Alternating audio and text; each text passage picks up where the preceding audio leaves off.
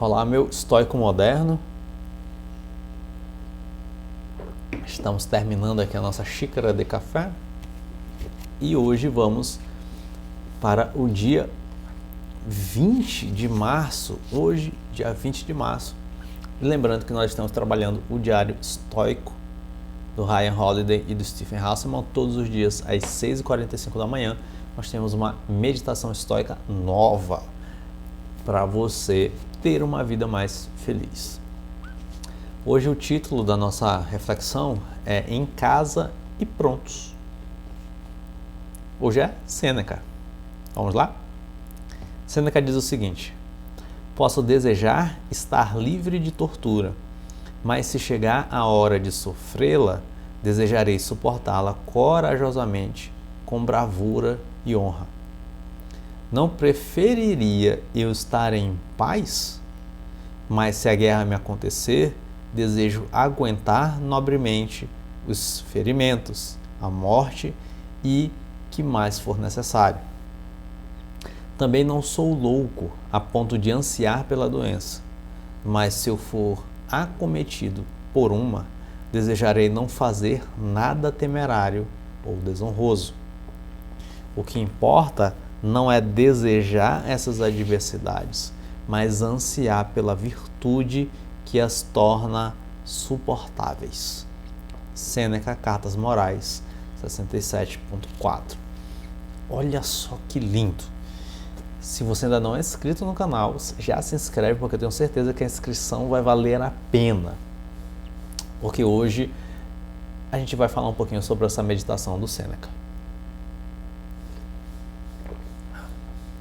Existe uma ideia por aí de que a gente precisa desejar o sofrimento, né? De que a gente precisa desejar o mal para poder aprender, de que a gente precisa desejar a circunstância ruim para poder aprender alguma coisa. E eu vou te dizer, isso não é um conselho legal. Eu não desejo passar por uma circunstância de sofrimento. Eu não sou sádico, né? Eu não tenho gozo no sofrimento, no meu sofrimento. Eu não sinto prazer no meu sofrimento. Então, eu mesmo não desejo sofrimento para aprender alguma coisa. Eu não desejo nada disso. Eu não desejo passar por uma doença, nada disso. Eu não desejo doença nem para o meu pior inimigo, né? Nem para o meu inimigo eu não desejo uma doença. Ah, tomara que tu fique doente aqui. Eu acho que eu nem tenho inimigo na minha vida. Tem gente que tem inimigo, né?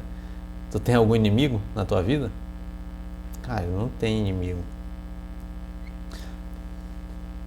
Mas existe um certo tipo de discurso na internet, essa grande arena pública da internet, que vai incentivar. Você precisa desejar o sofrimento para poder aprender, para poder crescer, para poder amadurecer.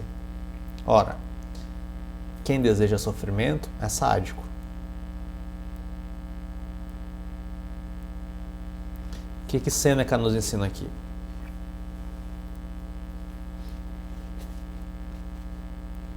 Ele diz: eu desejo ter uma vida tranquila. Tanto que ele pergunta: não preferiria eu estar em paz? Ora, quem é que prefere guerra à paz? Só um tolo. Um tolo é que prefere guerra à paz. Porque ele vai achar que é mais virtuoso se desejar guerra. E eu desejo a guerra, então eu sou mais virtuoso, né? Então eu desejo a discussão, eu desejo a briga, eu desejo o sofrimento, porque isso mostra toda a minha virtuose, o quão virtuoso eu sou. Não, isso só mostra que você é ignorante, que você é burro, inclusive. Infelizmente é isso. Sêneca diz: não preferiria eu estar em paz?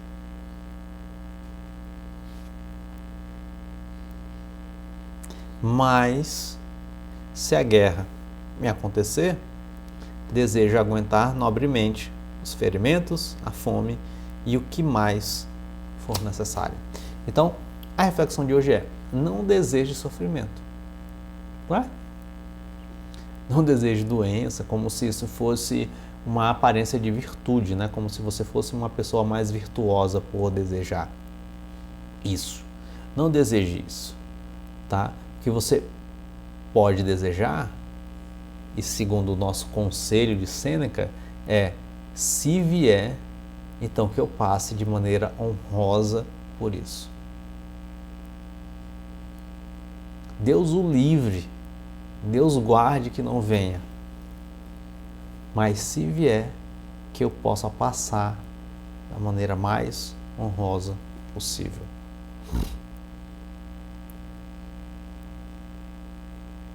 Eu acho que esse é o desafio. Ninguém quer sofrimento. Mas se o sofrimento vier, que você possa passar da melhor maneira possível.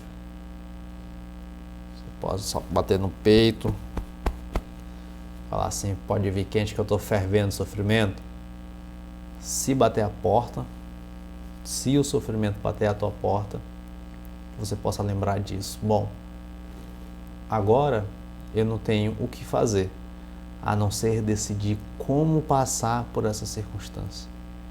E eu decido passar por essa circunstância com honra, com nobreza, com alegria, encarando de cabeça erguida essa situação.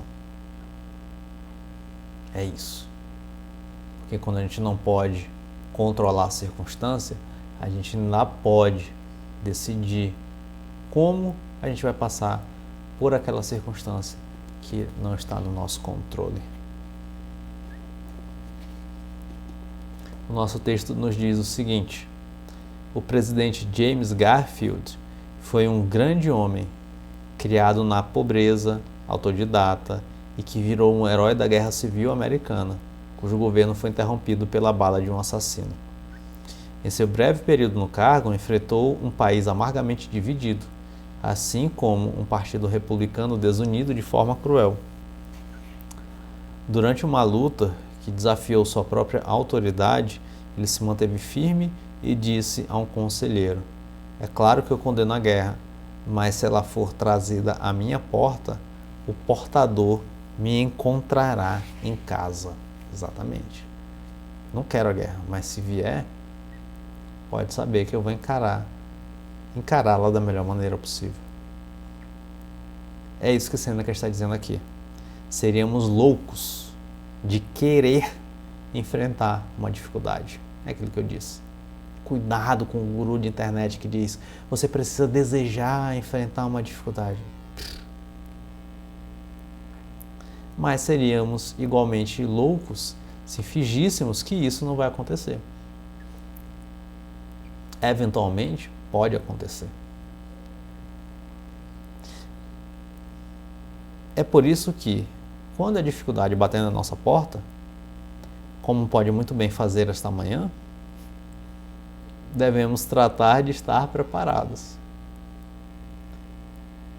Não da maneira como ficamos quando um visitante chega de surpresa tarde da noite, mas como quando esperamos por um convidado importante, vestidos, bem dispostos e prontos. Ou seja, esteja preparado.